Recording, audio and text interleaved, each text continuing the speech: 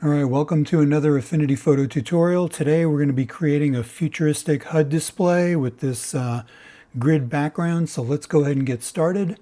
Let's start off with a new document and we'll go 1920 by 1080. And the very first thing we need to do is create our background gradient. So we'll grab our gradient tool and we're just going to drag out.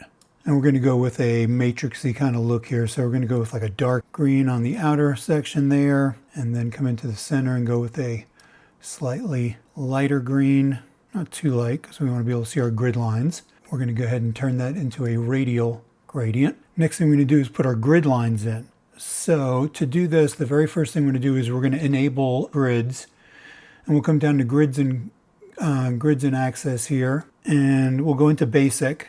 And for this, I'm just going to use a spacing of 64 pixels with a division of 1 with a gray color. Then we'll come back in here to view and view or show our grid. So I don't know if you can see that on YouTube, but we've got a very faint grid going there. So now we need to add these lines in. All right, so what we'll do is we'll grab our pen tool now. We'll enable stroke and make it 1 pixel. Make sure that your fill is at 0. And then we're going to come up here, click. And then hold shift, come on down here, and it will snap to the lines. We've got a nice white line, so all we're going to do is we're going to select this line, Command J to duplicate it, and we're just going to move it over to let it snap onto the next grid line. Now using power duplicate, we're just going to Command J all the way across. Once we're done with that, let's go ahead and group all these lines together. Hold down shift, and we'll go ahead and group these. Now we'll take and duplicate this group, Command J, and we're going to rotate it 90 degrees. And then we're just going to stretch it out horizontally. And then we'll take these two groups, group those together, and then we'll rasterize and trim those just so that it doesn't go outside our boundaries. So while we have that selected now, let's come into Layer Effects here, and we're going to go with an outer glow. Use just white for that, and we'll bring the outer glow up some. And then so it blends into the background a little bit better, let's go to Color Overlay, and we're going to change that to a green as well. And then for that entire layer, we're just going to reduce the opacity down to about 50% so it doesn't overpower the background. All right, next thing we want to do is incorporate our elements. So the first thing we're going to do is import our spaceship. So we'll come over here to stock, and I've already brought up some spaceships here. There's this one right here. I'm going to grab that and drag it in, and of course it's way too big, so let's zoom out, and we're just going to resize that to what we want. And we'll just put it right there for now and zoom in. So to make this stand out off the background a little bit more, let's rasterize and trim it first, and then we'll go ahead and duplicate that layer, Command J. Let's take this bottom one, go to Layer Effects, and we'll do a color overlay on that and leave it at black. And we're just going to move that over just a little bit, and we'll give it a Gaussian blur just to soften it up a little bit. Great. So now what we can do is we can start creating our text for our HUD. Let's come in here and grab the Artistic Text tool. I'm going to use a font called Neuropolitical.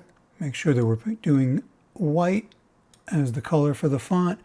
And we're just going to type in our description real quick. So I'm going to speed this up.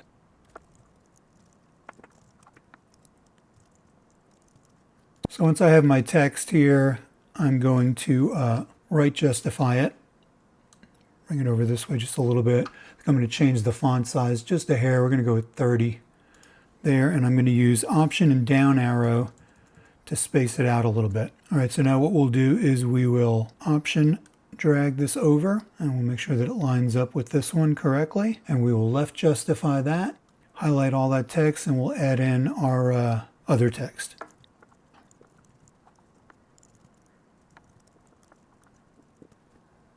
All right, so we've got our text laid out the way that we want it.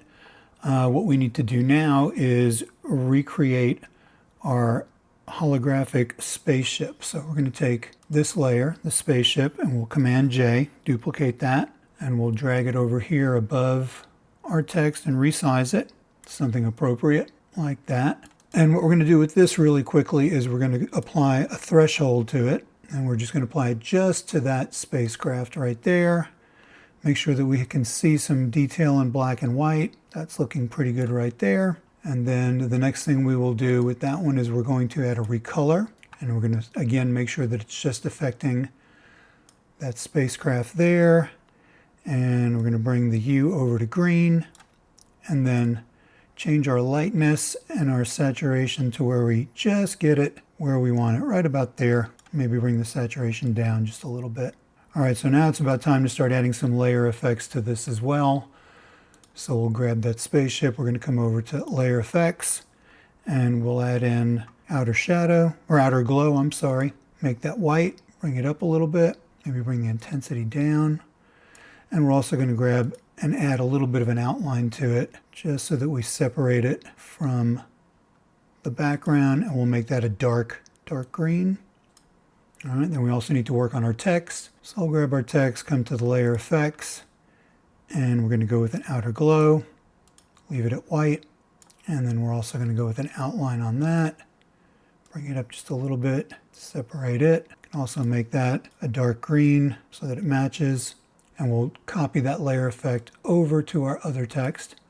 So our text is done. So now what we need to do is create our actual HUD display box around this. Let's come over here and we're going to grab the rounded rectangle tool, and we're just going to drag out our shape right around our text, about the size that we want it.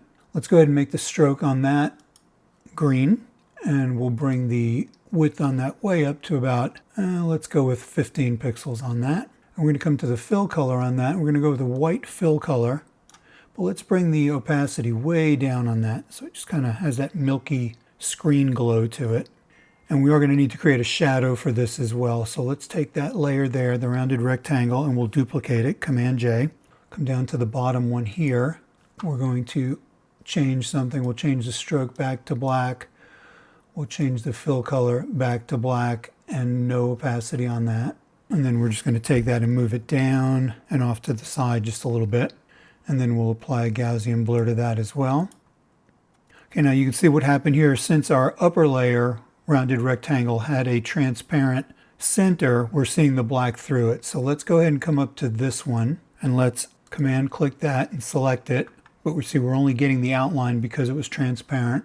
So let's grab the selection brush here and select the rest of the inside of this, because what we're going to use this for is to punch out the layer beneath it. So we've got that all selected. We'll come down to the layer below it, and before we do anything we do need to rasterize and trim this or it won't work. So now that we have that as a pixel layer, all we're going to do is hit delete and then deselect, and you can see that we've got the effect that we wanted there.